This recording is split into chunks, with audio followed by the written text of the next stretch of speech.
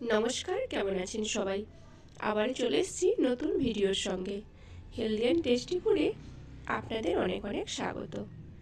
আজকে নতুন রেসিপি হলো আমি চিংড়ি মাছ দিয়ে লাউ পাতাকে বাটা করব। অসাধারণ খেতে, সত্যি বলছি, অবশ্যই খেয়ে দেখবেন যারা খাননি এখনো পর্যন্ত। আর যারা খেয়েছেন অবশ্যই জানাবেন কেমন খেতে। এই পাতা মাখা ভাত হলে আর কিছুই লাগে না, খুব সুন্দর খেতে হয়। সঙ্গে কিন্তু অবশ্যই চিংড়ি মাছ লাগবে, চিংড়ি মাছ, রসুন, কালো জিরে এগুলো লাগবেই। এগুলো ছাড়া এই পাতা বাটা যেন অপূর্ণ থেকে যায়, না হলে অসাধারণ লাগে খেতে। নিরামিষ কিন্তু এটা হয় না সাধারণত।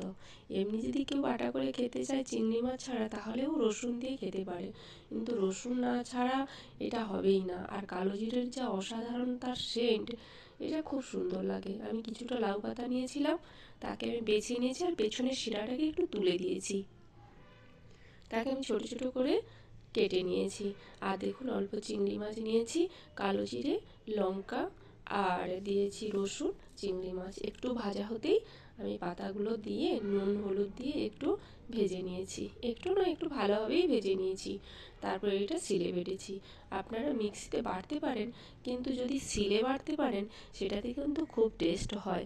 মিক্সিতে বাটলে তো একটু ভাজাটা কম ভাজতে হবে, একটু জল জল না থাকলে মিক্সি ঘুরবে না। আর সিলে হলে শক্ত শক্ত বাটাটা হয়, খেতে তো অসাধারণই লাগে।